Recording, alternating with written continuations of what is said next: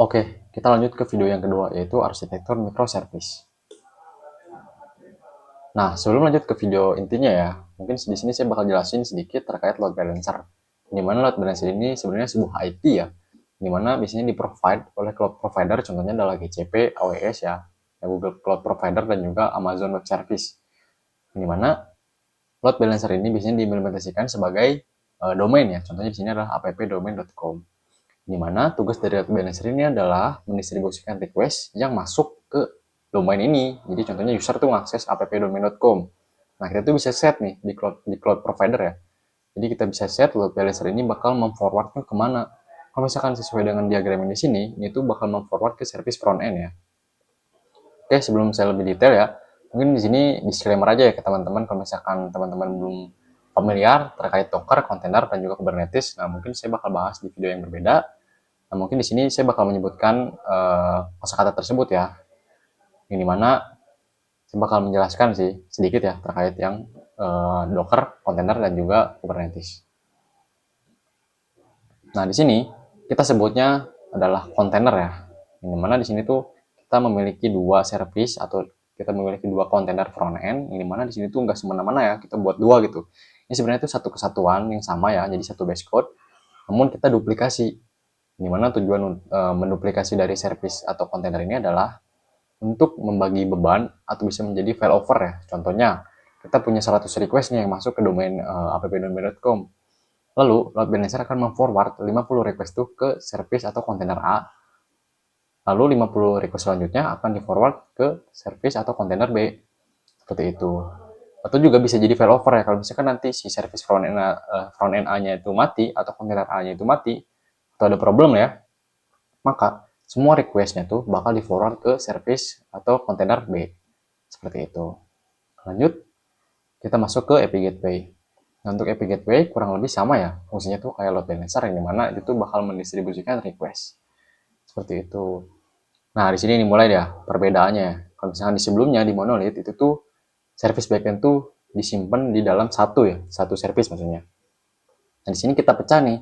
Ini mana tujuan untuk memecahnya adalah agar memiliki fungsi dan tugasnya masing-masing ya. Contohnya kita punya service payment yang bisa yang hanya menghandle payment ya.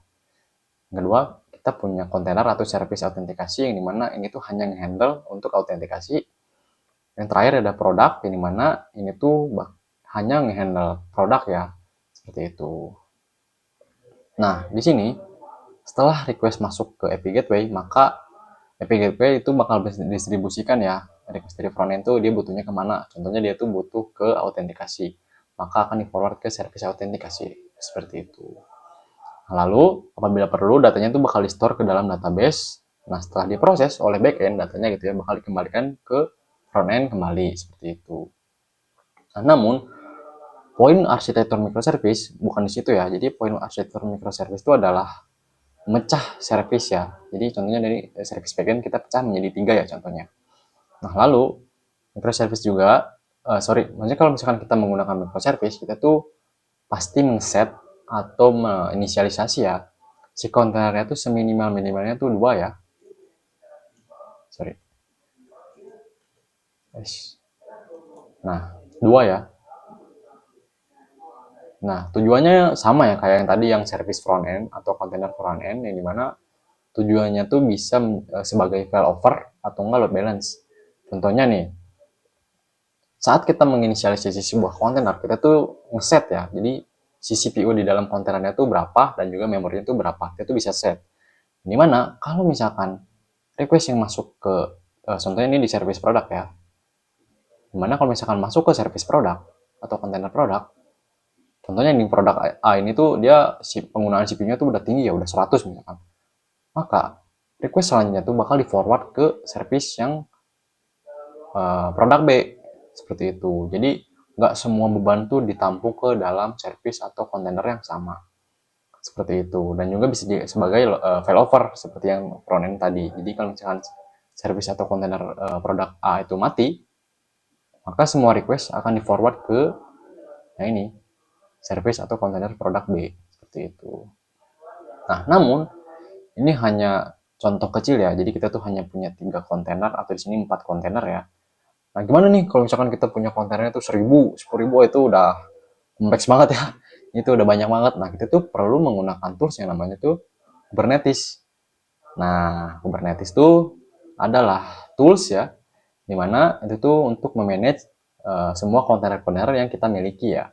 Kalau kita menggunakan Kubernetes, semua kontainer atau semua service yang kita deploy atau inisialisasi itu tuh disimpan ke dalam suatu cluster ya namanya. Jadi kalau misalkan sudah seperti ini, itu tuh disebutnya adalah Kubernetes cluster ya. Kubernetes cluster. Nah, itu adalah terkait arsitektur microservice, yang dimana di kedepannya saya bakal bahas gimana sih cara menggunakan Kubernetes atau gimana sih cara memanage kontainer di Kubernetes. Jadi tunggu aja video selanjutnya.